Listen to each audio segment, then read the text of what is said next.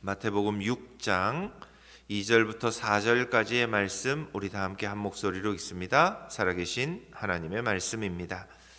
그러므로 구제할 때에 외식하는 자가 사람에게서 영광을 받으려고 회당과 거리에서 하는 것 같이 너희 앞에 나팔을 불지 말라.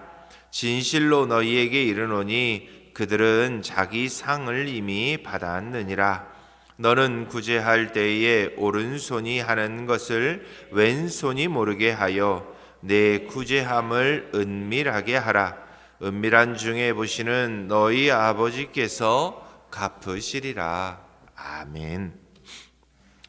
매년 연말이 되면 벌써 20년이 넘도록 온 국민의 가슴을 뭉클하게 만드는 하나의 소식이 있습니다. 바로 전북 전주 노송동 주민센터에 수천만 원이 든 상자를 몰래 두고 사라지는 얼굴 없는 천사의 이야기입니다.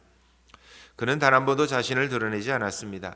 수많은 취재진이 그를 찾으려고 했고, 때로는 어떤 이들은 돈을 훔쳐가려는 이들 때문에 그의 신분이 노출될 뻔하기도 했지만 그는 여전히 이름 없는 이웃으로 남아 있습니다. 상자 안에는 늘 짧은 메모 한 장뿐이라고 합니다. 소년소녀 가장 여러분, 힘내세요. 우리는 그가 내놓은 액수 때문이 아니라 자신의 이름을 지우고 오직 사랑만 남기고자 하는 그의 은밀한 진심 때문에 이 소식을 통해 늘 감동을 받게 됩니다. 오늘 본문에서 예수님은 우리에게 바로 이 은밀함에 대해 말씀하고 있습니다. 예수님은 산상수훈을 통해 우리의 경건을 점검하셨습니다. 그리고 세 가지 영역인 구제, 금식, 기도를 이 6장에서 언급하십니다. 그 첫 번째가 바로 구제입니다. 왜 주님은 기도나 금식보다도 먼저 구제를 다루고 계실까요? 돈이 들어가는 곳에 우리의 마음이 가장 정직하게 드러날 수 있기 때문입니다. 우리는 누군가를 위해 기도한다고 말하기는 참 쉽습니다. 하지만 그 사람의 밀린 월세를 대신 내주거나 혹은 그 사람의 가장 필요한 때에 나도 부족하지만 그를 위해 내가 가진 물질을 쓰는 일은 차원이 다른 결단이 필요합니다. 말은 화려할 수 있지만 지갑이 실제 열리는 순간 우리의 믿음의 실제 무게가 증명이 되곤 합니다. 그래서 구제는 특별한 사람들의 이벤트가 아닙니다. 하나님의 자녀라면, 하나님 아버지를 닮은 자녀라면 숨쉬듯이 당연히 드러나야 하는 삶의 열매입니다. 오늘 말씀을 통해 이 구제에 담긴 놀라운 비밀을 함께 묵상해 보고자 합니다. 먼저 본문 2절 말씀을 함께 보겠습니다. 함께 읽습니다. 그러므로 구제할 때에 외식하는 자가 사람에게서 영광을 받으려고 회당과 거리에서 하는 것 같이 너희 앞에 나팔을 불지 말라. 본문에서 우리가 먼저 주목해야 할 단어는 구제입니다. 놀랍게도 이 구제라는 단어는 하나님의 성품을 뜻하는 자비라고 하는 단어에서 파생되었습니다. 당시 유대인들에게 구제는 단순히 여유가 있어서 돕는 자선이 아니었습니다. 그들은 구제를 하나님 앞에서의 의로움이라고 생각했습니다. 하나님께 받은 자비를 가난한 이웃에게 흘려보내는 것은 마땅히 하나님의 백성으로 행해야 할 의무라고 믿었기 때문입니다. 그래서 유대 사회에서 구제를 잘하는 사람은 존경받는 경건한 사람으로 취급되었습니다. 즉 구제는 땅에 사람에게 베푸는 것이지만 그들에게는 이 구제가 하늘의 하나님을 향한 수직적인 예배와 같은 의미를 지니고 있었습니다. 그런데 예수님은 이 거룩한 행위가 가장 거룩한 경건을 가장한 쇼로 변질되는 현실을 강하게 질책하십니다. 그래서 예수님은 그들을 외식하는 자, 번역하면 가면을 쓴 배우라고 부르고 계십니다. 외식하는 자라는 단어는 고대 그리스 극장에서 가면을 쓴 배우들이 무대에 서는 모습에서 나왔습니다. 그들은 슬픈 가면 아래에서 웃고 있을 수도 있고 분노하는 가면 아래에서 무표정할 수도 있습니다. 가면 밑에 실제 얼굴과 겉으로 드러나는 배역이 완전히 다른 상태. 이것이 바로 주님이 말씀하고 계신 외식의 본질입니다.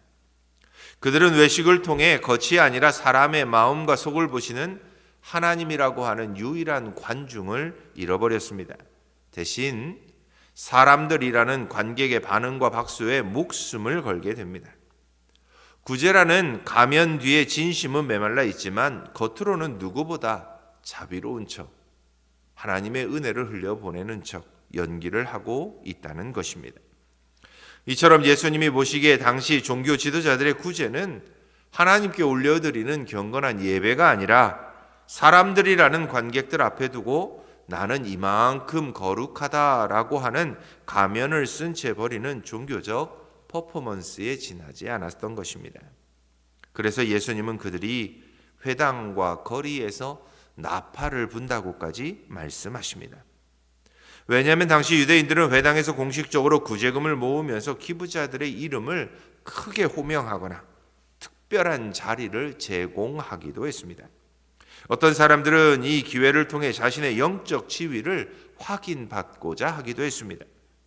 또한 금식일이나 절기 때가 되면 예루살렘 거리는 수많은 유대인들이 모이는 곳이 되었습니다. 그때 어떤 이들은 가난한 자들이 모여 있는 곳에서 보란 듯이 구제라는 탈을 쓰고 그들에게 동전을 던져주며 사람들의 시선을 끄는 행위를 하곤 했습니다.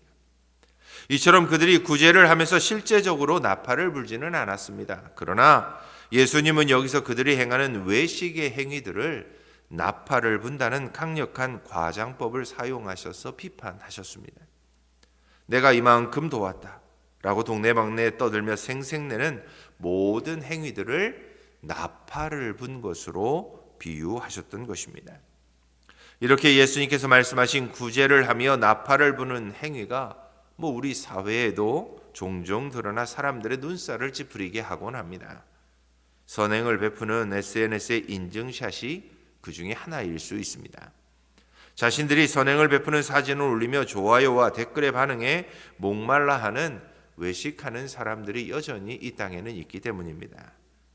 또한 다른 사람들과의 대화 중에 요즘 그분을 돕느라고 참 바쁘네요 라고 하며 자신의 수고를 은근히 노출하는 것도 마찬가지일 수 있습니다. 이와 더불어 상대방이 내가 기대한 만큼 고마워하지 않을 때 분노하는 마음이 든다면 그건 나팔 소리가 묻혀버린 것에 대한 실망이라고 말할 수 있습니다. 예수님은 이런 외식적인 행동들을 통해 그들이 사람들에게 영광을 받으려고 한다고 지적하고 있습니다. 본래 영광은 하나님에게만 돌려져야 합니다. 그런데 외식하는 사람들은 이렇게 하나님의 영광을 가로채어 자기가 영광을 받게 됩니다. 그 결과 오늘 본문은 그들을 이렇게 표현합니다. 그들은 자기 상을 받았느니라. 여기서 받았다는 것은 상업 용어로 완불되었다, 지불되었다, 결제가 완료되었다라고 하는 뜻을 갖고 있습니다. 우리가 행한 행위가 사람들의 칭찬을 받는 순간 하늘의 영수증은 지불 완료, 도장이 찍혀 폐기된다는 것입니다. 사람들의 박수 소리가 끝나는 순간 그들의 구제도 하나님 앞에서 효력을 다했다는 뜻이기도 합니다. 왜냐하면 그들의 구제는 하나님께 드려진 예배가 아니라 자기 자신을 숭배한 대가로 박수를 산 거래와 같기 때문입니다. 그래서 예수님은 우리에게 묻고 계십니다. 우리는 구제할 때 누구의 시선을 의식하고 있습니까? 사람입니까? 아니면 은밀한 중에 보고 계시는 하나님이십니까? 오늘 본문 3절을 보십시오. 그래서 주님은 이렇게 말씀합니다. 너는 구제할 때에 오른손이 하는 것을 왼손이 모르게 하여. 이 문장은 사실 문자적으로만 해석하면 불가능한 명령입니다. 어떻게 내 몸의 지체인 왼손이 오른손이 하는 일을 모를 수 있겠습니까? 한 몸에 붙어 있는데요. 그러나 예수님은 여기서 은밀함의 극치를 우리에게 요구합니다. 우리는 보통 은밀한 구제라고 하면 남들이 모르게 행하는 것만을 생각합니다. 그러나 예수님은 타인뿐만이 아니라 나 자신조차도 나의 선행을 의식하지 말라고 명령하고 계십니다. 즉 내가 베푼 선행을 내 머릿속에서 즉시 지워버리는 거룩한 망각을 습관화해야 한다고 말씀합니다. 우리는 구제 행위를 할 때 조금만 노력하면 사실 다른 사람의 눈은 잘 피할 수 있습니다. 하지만 우리 안에는 가장 무서운 관객이 하나 남아 있습니다. 바로 자아라고 하는 관객입니다. 남몰래 선행을 하고 나서 우리는 자신도 모르게 종종 자신에게 나팔을 불곤 합니다. 그래도 나는 저 사람보다 나아. 아무도 모르지만 주님은 참 나를 대견해 하실 거야. 이 정도면 나는 참 괜찮은 그리스도인이야. 이런 생각이 드는 순간을 우리는 가장 경계해야 합니다. 왜냐하면 우리 내면에는 또 다른 무대가 세워질 수 있기 때문입니다. 남에게 보이기 위한 연극은 멈추었을지 몰라도 이제는 자기 자신 스스로에게 박수를 받으려는 1인 극장이 열리기 때문입니다. 그런데 예수님은 바로 이 내면의 무대마저도 허물어야 한다고 말씀하고 있습니다. 왼손 우리의 자아가 오른손 행위를 바라보며 흐뭇해하는 자기 만족의 고리를 반드시 끊어야 한다고 말씀하고 있습니다. 왜냐하면 진정한 은밀함은 내 마음의 관객마저도 완전히 비워버리는 것이기 때문입니다. 우리의 구제가 행해지는 관람석에는 오직 한 분 하나님만이 앉아 계시면 됩니다. 그런데도 우리는 가끔 이 사실을 잊습니다. 그래서 선행을 기억하며 기록해 두고자 합니다. 왜냐하면 나중에 그 대가를 다른 청구하고 싶어 하기 때문입니다. 사람에게든 하나님에게서든 말입니다. 그러나 주님의 말씀처럼 오른손이 한 일을 잊어버린 사람은 결코 누구에게도 대가를 요구하지 않습니다. 그는 그저 하나님의 자비에 감격하여 반응했을 뿐이기 때문입니다. 앞서 말씀드렸던 노송동의 얼굴 없는 천사가 매년 수천만 원을 두고 가면서도 그 이름을 숨길 수 있었던 비결은 무엇일까요? 그는 자신의 선행을 결코 업적으로 여기지 않기 때문입니다. 그에게 그 돈은 내 것이 아니라 그저 흘려보내야 할 사랑이었기 때문입니다. 내가 한 일이 아니라고 믿기에 왼손이 알 이유도 생색을 낼 필요도 없었던 것입니다. 성도 여러분, 혹시 우리의 선행이 내 머릿속에 여전히 내 일기장에 내 공로함에 빽빽하게 기록되어 있다면 그것은 이미 사람의 상을 받은 것과 진배없습니다. 진정한 경건은 박수가 멈춘 후에도 심지어 나조차 잊어버린 후에도 여전히 하나님 앞에 남아있는 사랑이어야 합니다. 내가 내 선행을 잊어버릴 때 비로소 하나님께서 그것을 당신의 생명책에 기록하십니다. 내 마음의 장부를 비우십시오. 그러면 하나님의 장부가 채워집니다. 그래서 마지막 4절은 우리에게 이렇게 말씀하고 있습니다. 우리 같이 읽겠습니다. 내 구제를 은밀하게 하라. 은밀한 중에 보시는 내 아버지께서 갚으시리라. 예수님은 본문에서 의도적으로 호칭을 바꿉니다. 구약을 지배하던 두려운 창조주 하나님이 아니라 내 아버지라는 지극히 개인적이고 친밀한 단어를 사용하십니다. 그런데 이 짧은 단어에는 우리가 놓쳐서는 안 될 놀라운 신비가 담겨져 있습니다. 먼저 성경 전체의 맥락에서 볼 때 하나님을 아버지라고 부르는 것은 단순한 비유가 아닙니다. 구제가 유대인들에게 공의로운 법이었다면 예수님은 그것을 이제 가족의 사랑으로 격상시킵니다. 법 앞에서는 누가 보느냐가 중요하지 않습니다. 법을 지켰느냐 그렇지 않느냐가 중요할 뿐입니다. 그러나 가족 안에서는 누가 보느냐가 전부입니다. 자녀가 부모 몰래 집안일을 해놓고 부모의 깜짝 놀라는 표정을 기대하는 것처럼 은밀한 구제는 아버지와 자녀만이 나눌 수 있는 영적인 눈맞춤이기 때문입니다. 이처럼 하나님을 우리를 고용된 일꾼으로 보시는 것이 아니라 당신의 성품을 닮아가는 사랑스러운 자녀로 보고 계심을 주님께서는 내 아버지라고 하는 용어를 통해 우리에게 말씀하고 계십니다. 또한 하나님은 어디에나 계시는 분이십니다. 하지만 예수님이 말씀하시는 아버지는 단순히 어디에나 계시는 관찰자가 아닙니다. 그분은 은밀한 중에 작정하고 보시는 분이십니다. 세상은 화려한 무대 위 나팔 소리가 들리는 곳을 주목합니다. 그러나 우리 아버지는 세상이 고개를 돌린 곳, 아무도 관심을 두지 않는 구석진 방에서 일어나는 당신의 자녀의 그 작은 손길에 관심을 기울이십니다. 이것은 당시 누구도 보지 않는 곳에서 구제를 행하던 이들에게는 놀라운 위로가 됩니다. 나의 선행이 사람들에게 잊히는 순간 비로소 그 행위는 하나님의 시선 속에 독점되고 있음을 말씀해주고 있기 때문입니다.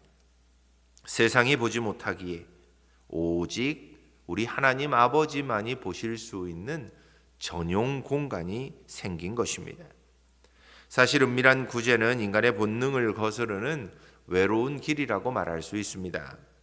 인간에게는 누구나 인정받고 싶어 하는 갈망이 있기 때문입니다. 아무도 모르게 선행을 하고 돌아서는 길, 어깨는 조금 허전하고 마음 한구석에는 쓸쓸한 마음이 찾아올 수도 있습니다. 그러나 바로 그 순간이 우리가 행해야 할 진정한 구제의 자리입니다.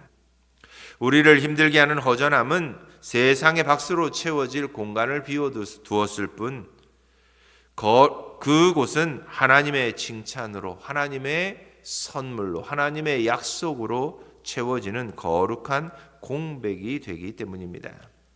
사람의 박수가 들리지 않는 그 고요한 정적 속에 머물 때에만 우리는 비로소 하나님께서 우리에게 속삭이듯 말씀하시는 잘했다 내 아들아, 잘했다 내 딸아 하는 세밀한 음성을 들을 수 있습니다. 이렇게 은밀하게 행하는 구제만이 세상과 나만 아는 비밀이 아니라 이제는 하나님과 나만 아는 비밀이 됩니다. 이 비밀이 많아질수록 우리의 신앙은 형식적인 종교 활동을 넘어서 아버지와 동행하는 진정한 믿음의 삶이 됩니다. 우리의 은밀한 구제를 보시는 아버지는 반드시 갚아주신다고 말씀합니다. 그런데 이 보상은 단순히 하늘의 보석이나 땅의 축복이 아닙니다. 가장 큰 보상은 우리가 아버지를 가장 많이 닮아 있는 상태가 된다는 것입니다. 우리 하나님은 은밀하게 일하시는 분이십니다. 온 우주를 먹이시고 입히시면서도 자신의 이름을 앞세워 생색내지 않으십니다. 우리가 은밀하게 구제할 때 우리는 하나님의 깊은 성품인 이 겸손한 사랑에 참여할 수 있게 됩니다. 아버지와 같은 마음으로, 아버지와 같은 방식으로 사랑을 베풀 때 얻는 그 기쁨, 그것이 바로 아버지가 자녀에게 주시는 최고의 상급입니다. 오늘 말씀의 결론은 아주 단순합니다. 구제는 돈의 문제가 아니라 누구의 시선 앞에서 사느냐의 문제라는 것입니다. 사람이라는 관계 앞에서 박수를 구하는 배우로 사시겠습니까? 아니면 은밀한 중에 보시는 아버지의 미소를 구하는 진짜 자녀로 사시겠습니까? 우리는 우리의 이름이 가려질 때 비로소 하나님의 영광이 드러난다는 사실을 너무나도 잘 알고 있습니다. 이제 우리의 삶의 이 거룩한 비밀을 만들어 가시기 바랍니다. 오늘 하루 딱 한 번이라도 좋으니 아무도 모르는 사랑을 한 번쯤 실천해 보시면 어떠실까요? 누구의 이름도 쓰지 않은 채 어려운 이웃의 문 앞에 여러분의 작은 마음을 한 번씩 담아 써 보시기 바랍니다.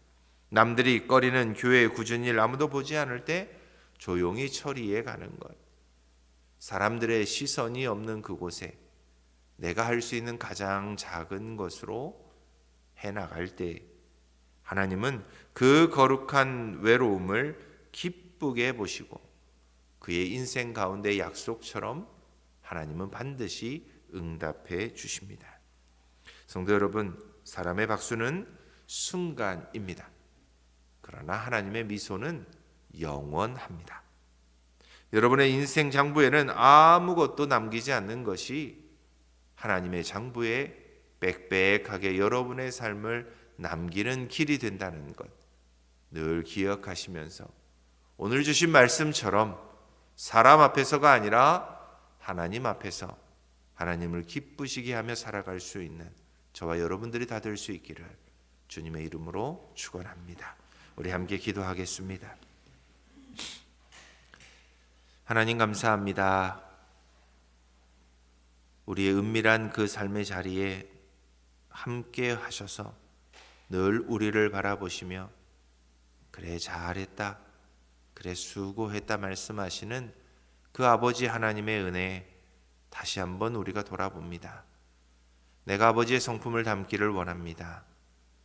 이 땅의 사람들을 향해 당신의 사랑을 아낌없이 흘려보내신 것처럼 우리도 우리의 삶의 자리에서 하나님이 내게 주신 사랑과 은혜를 마음껏 흘려보내는 사람들이 다 되게 하옵소서.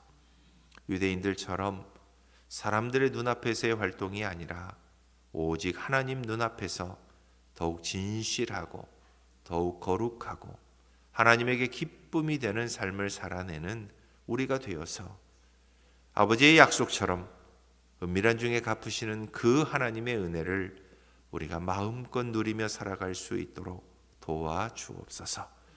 오늘 하루도 하나님의 손길이 되고 하나님의 발걸음이 되어 이 땅에 하나님의 은혜가 필요한 이들에게 하나님의 은혜와 사랑을 전달하는 일에 쓰임받는 우리들 모두가 되게 하옵소서. 살아계신 예수님의 이름으로 기도드립니다. 아멘.